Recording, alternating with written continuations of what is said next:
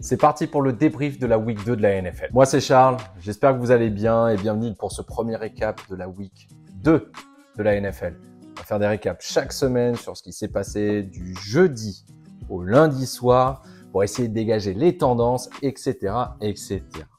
Et sans plus attendre, on va commencer par des favoris qui gagnent enfin leur premier match. Les Bills et les Chiefs se sont imposés lors de cette Week 2 face à Vegas et face aux Jaguars avec, on va dire, des manières différentes. On a des Bills qui sont redevenus un petit peu dominateurs. On a retrouvé un petit peu les Bills dont on avait l'habitude et notamment Josh Allen.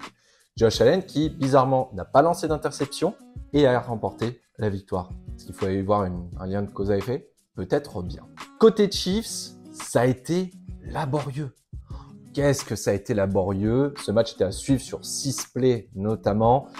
Interception de la part de Patrick Mahomes, un jeu brouillon et puis finalement, le rouleau compresseur a réussi à s'imposer face à ces Jaguars qui du coup concèdent leur première défaite de la saison. Trevor Lawrence était assez mécontent de son match, on peut le comprendre.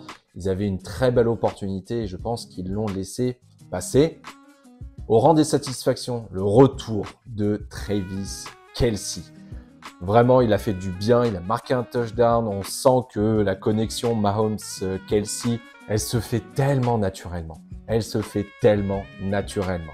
Et puis, Chris Jones, absent du premier match, il était de retour sur le terrain en défense et ça s'est vu. La défense des Chiefs concède 2 yards de moins en moyenne quand il est sur le terrain par rapport au moment où il n'y est pas. Incroyable. 3 sacs, notamment pour la défense des Chiefs, contre seulement 2, avec 3 fois moins de snaps. C'est pas mal. C'est pas mal comme impact de Chris Jones. Ça, ce sont 2 éléments qui font que je pense que la machine des Chiefs va se mettre en route petit à petit. D'autant plus que leur division, pour le moment, est assez dans le flou. On a des Raiders qui sont à 1-1, les Chiefs aussi, les Chargers sont à 0-2 et les Broncos sont aussi à 0-2 puisqu'ils ont perdu face aux Commanders malgré le Hail Mary de Russell Wilson en toute fin de rencontre. En parlant de divisions qui sont un petit peu surprenantes, moi, il y en a une qui me surprend.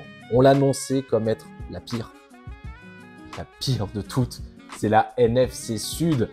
Les Saints, les Falcons, les Buccaneers sont tous les 3 à 2-0 après 2 matchs. Incroyable, les Falcons ont fait un comeback pour s'imposer finalement face aux Packers 25-24. Les Commanders aussi ont fait un comeback pour s'imposer sur le fil comme je l'ai dit juste avant. Et les Saints se sont imposés dans la nuit de lundi. Seuls les Panthers, pour le moment, restent derrière et semblent peut-être être l'équipe la moins en vue de cette division. Mais par contre, ils sont surprenants. Ils sont vraiment surprenants. Je parle bien entendu des Tampa Bay Buccaneers. Car oui, eux, on leur promettait l'enfer cette saison. L'ère post-Brady avec l'arrivée de Baker Mayfield n'engageait potentiellement rien de bon pour cette équipe. Et pourtant, elle est là à 2-0, 2 victoires et 2 belles victoires avec notamment un Mike Evans dimanche qui a été exceptionnel. 6 réceptions, 171 yards pour le receveur des Buccaneers, à tel point que c'en est devenu un sujet tendance sur Twitter ou X, ou comme vous voulez l'appeler, je vous laisse le choix. Le hashtag, c'est presque un hashtag, Pay Mike Evans, donc payer Mike Evans était un sujet tendance pendant la rencontre. Oui, je rappelle, Mike Evans n'a pas signé de prolongation et ne veut pas en signer avant la fin de la saison.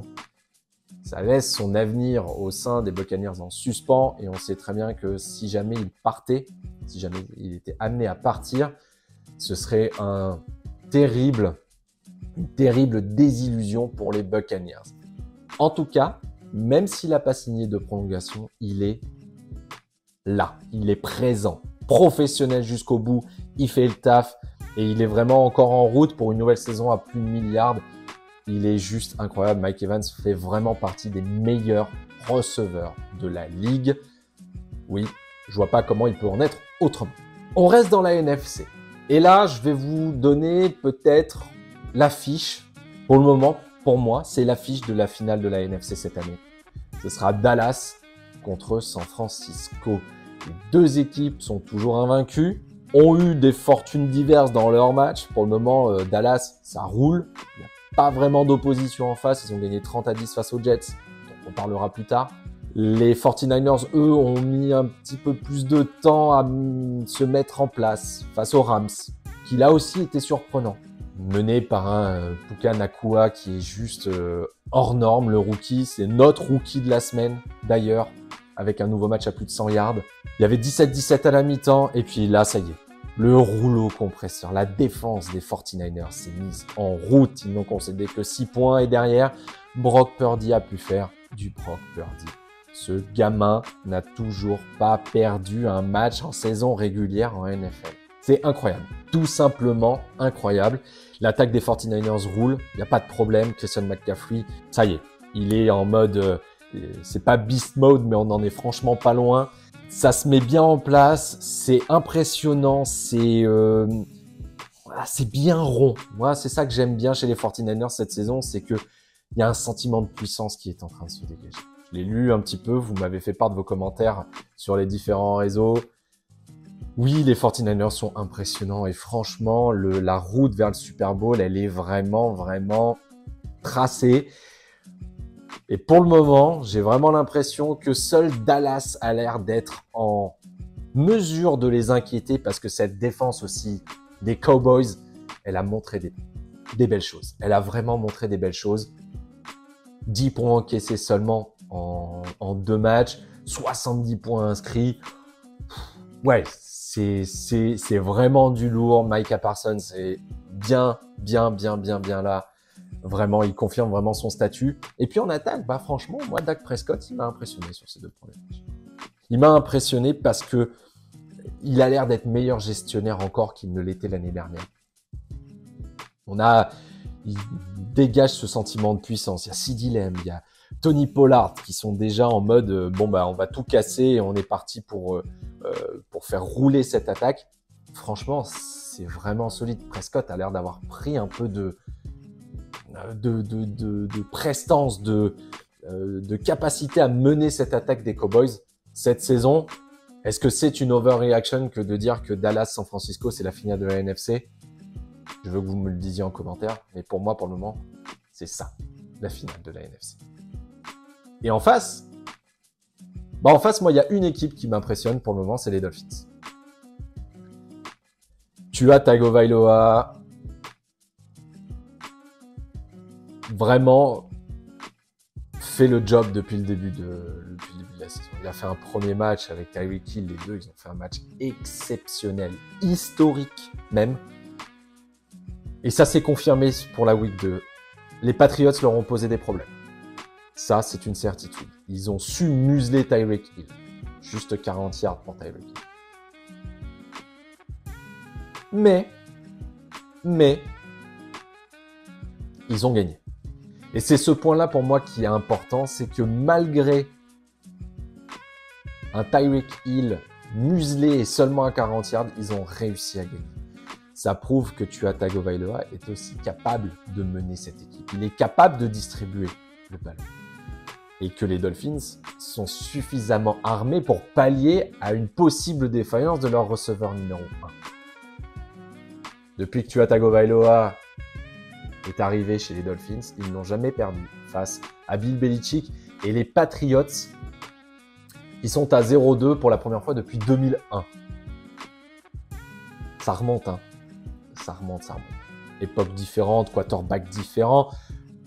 On va pas revenir forcément dessus.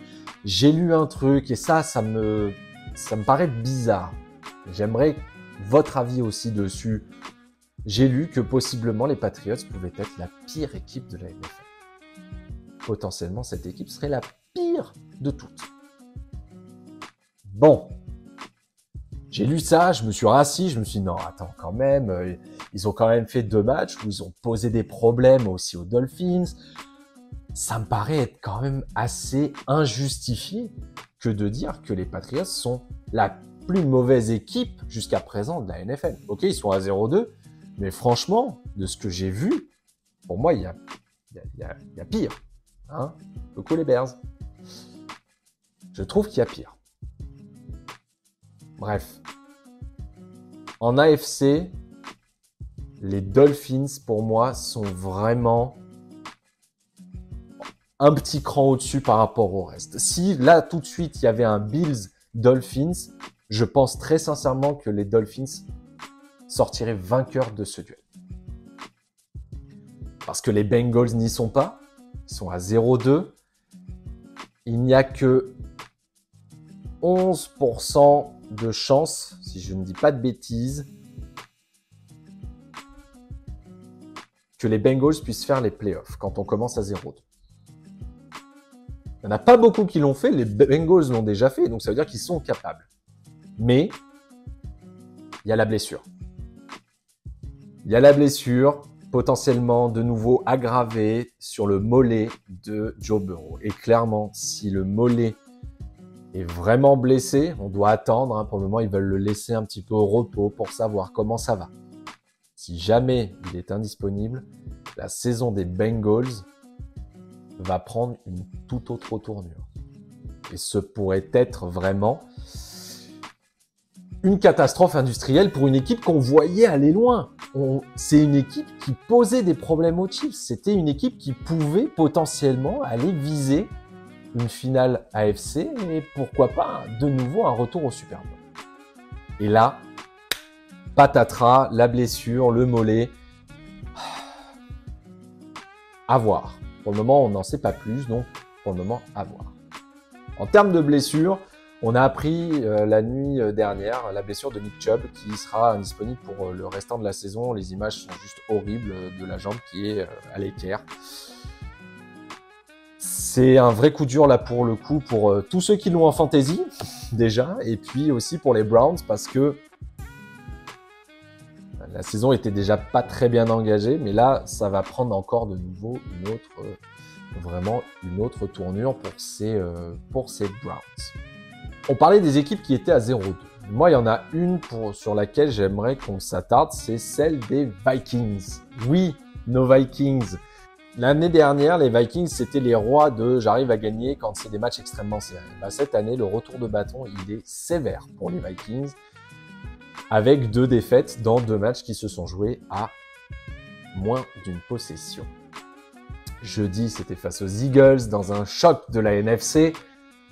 Choc remporté bien entendu par les Eagles. Là, la saison des Vikings, elle est peut-être sur le point de prendre une tournure un petit peu compliquée et l'avenir, forcément, de Justin Jefferson dans cette équipe va commencer à être en question. Il n'y a pas eu de prolongation de contrat pendant l'intersaison. Et la possibilité de le voir trader va devenir de plus en plus pressante. Pourquoi ? Parce que, à mon sens, l'avenir post-Kirk Cousins doit commencer à être dans la tête des dirigeants des Vikings. Il va falloir préparer la suite.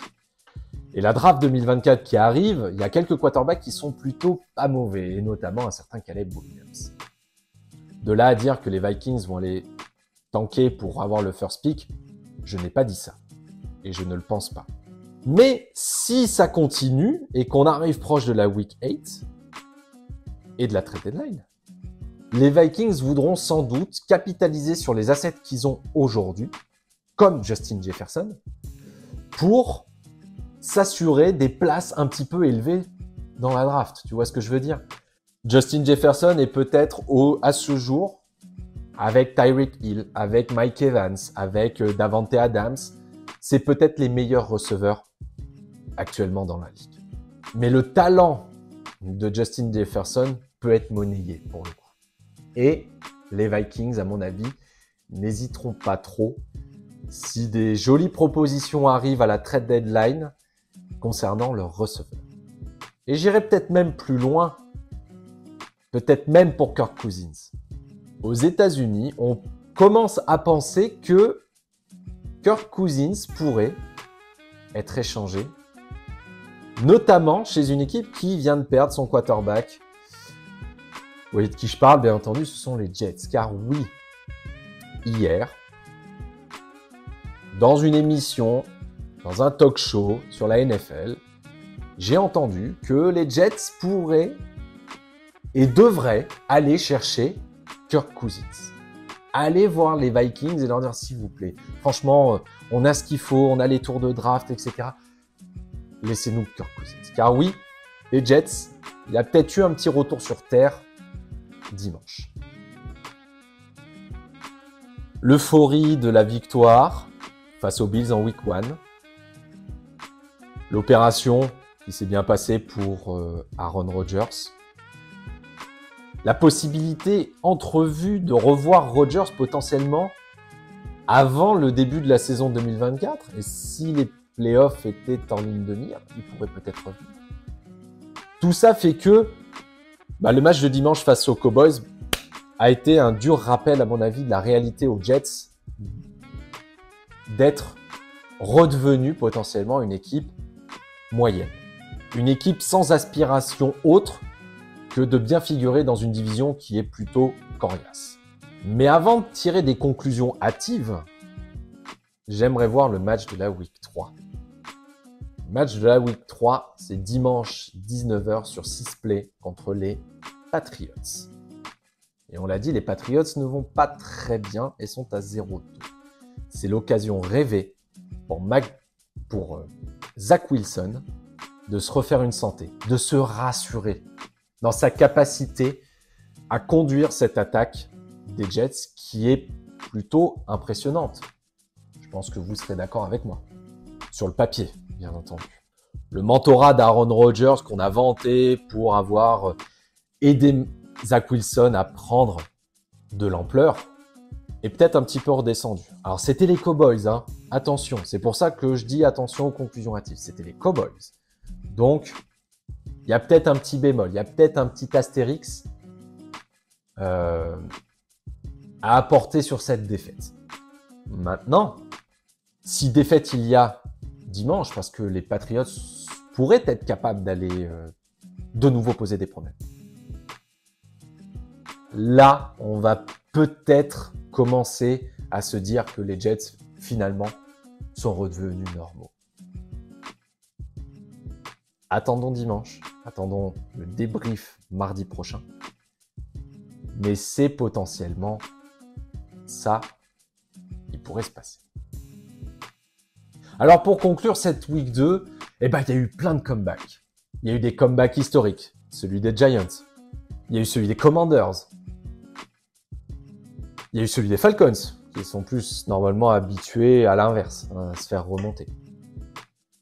Il y a eu des matchs qui sont partis en prolongation. On a un début de saison NFL, je ne sais pas ce que vous en pensez, qui me plaît beaucoup, où les cartes sont quand même pas mal redistribuées, où on a quand même des équipes qui confirment leur forme de l'année dernière, San Francisco, tout ça, et que j'ai hâte d'être jeudi.